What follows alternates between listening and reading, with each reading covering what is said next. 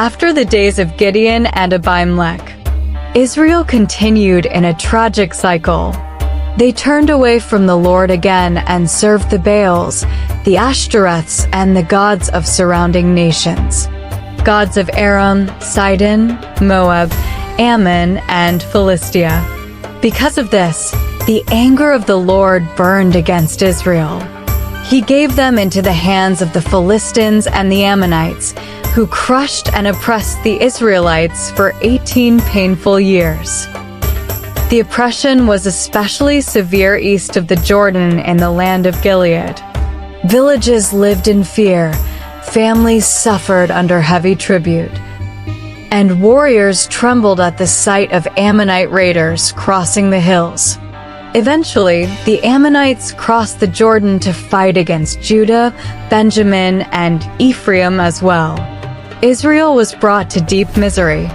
In desperation, the Israelites cried out to the Lord, "We have sinned against you, forsaking our God and serving the Baals." But the Lord answered with painful honesty, "Did I not save you from Egypt, the Amorites, the Ammonites, the Philistines, and many others when you cried out to me? Yet you keep forsaking me and serving other gods." Then God said something chilling. "Go and cry out to the gods you have chosen. Let them save you in your time of distress." The people wept bitterly. But the Israelites said to the Lord, "We have sinned. Do with us whatever you think best, but please rescue us now." They threw away their idols and began serving the Lord again. And the scripture says something deeply moving. God could bear Israel's misery no longer. Meanwhile, the Ammonites gathered for war in Gilead. Israel desperately needed a leader, but no one stepped forward. That was when attention turned to a man named Jephthah. Jephthah was a mighty warrior, but his life had begun in rejection. He was the son of Gilead and a prostitute, and because of this, his half-brothers had driven him away. "You will not inherit in our family," they told him. "You are the son of another woman." Rejected and cast out, Jephthah fled to the land of Tob. There, bitter and hardened by exile, he gathered around him a band of reckless men, and together they lived like outcasts and fighters on the edge of society. But when crisis came, the elders of Gilead remembered him. The Ammonites were preparing for war, and fear spread through the land. So the same men who had once rejected Jephthah traveled to Tob to ask for his help. "Come," they pleaded, "be our commander so we can fight the Ammonites." Jephthah looked at them with wounded honesty. "Didn't you hate me and drive me from my father's house? Why come to me now when you're in trouble?" The elders swallowed their pride. "Nevertheless, we are turning to you now. If you fight for us, you will become head over all who live in Gilead." Jephthah agreed, and before the Lord at Mizpah, the people made him their leader. Before rushing into battle, Jephthah first attempted peace. He sent messengers to the king of Ammon asking, "What do you have against us that you have attacked our land?" The Ammonite king answered, "When Israel came up from Egypt, they took away our territory between the Arnon and Jabbok rivers. Return it peacefully now." Jephthah responded with detailed knowledge of Israel's history. He explained that Israel had not taken land from Ammon or Moab, but from the Amorites after King Sihon attacked Israel first. He reminded the king how the Lord had given that land into Israel's possession. "Will you not take what your god Chemosh gives you?" Jephthah argued. "Likewise, we will possess what the Lord our God has given us." He also pointed out that Israel had occupied the land for 300 years without challenge. "Why didn't you reclaim it during all that time?"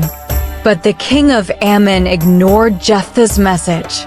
Then the Spirit of the Lord came powerfully upon Jephthah. As he prepared for war, however, Jephthah made a tragic vow. "If you give the Ammonites into my hands," he declared to the Lord, "whatever comes out of the door of my house to meet me when I return in victory will belong to the Lord, and I will offer it up."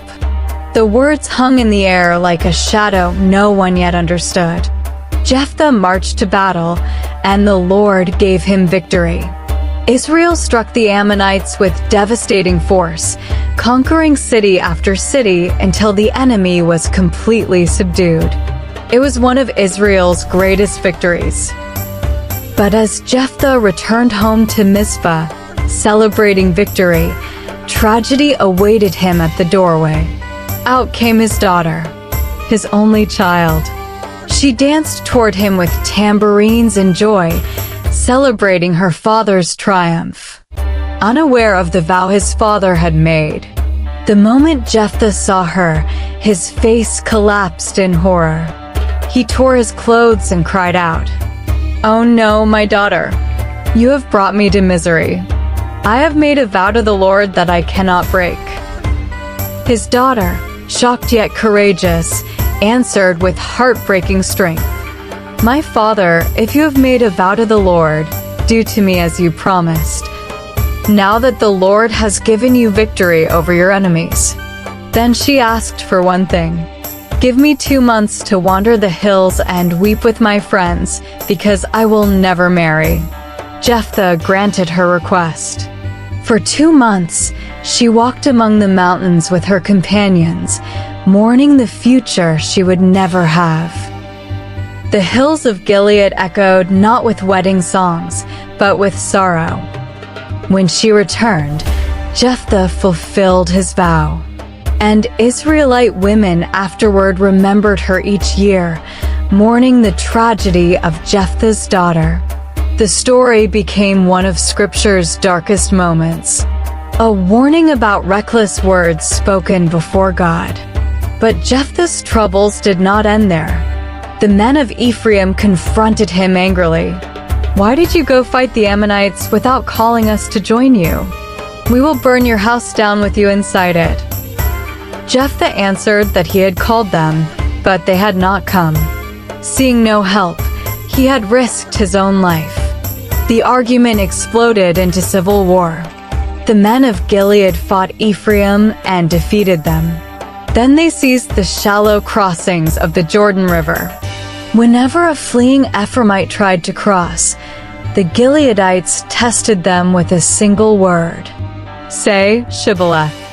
But the Ephraimites pronounced it Sibboleth, unable to form the sound correctly.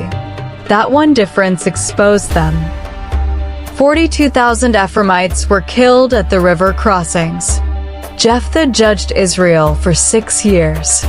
Then he died and was buried in a town in Gilead.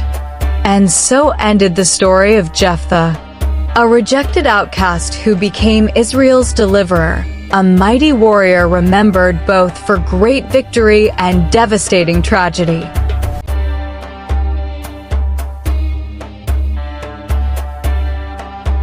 Did you enjoy the story? Please subscribe to our YouTube channel. This motivates us to create more Bible-inspired stories to share with you. God bless you.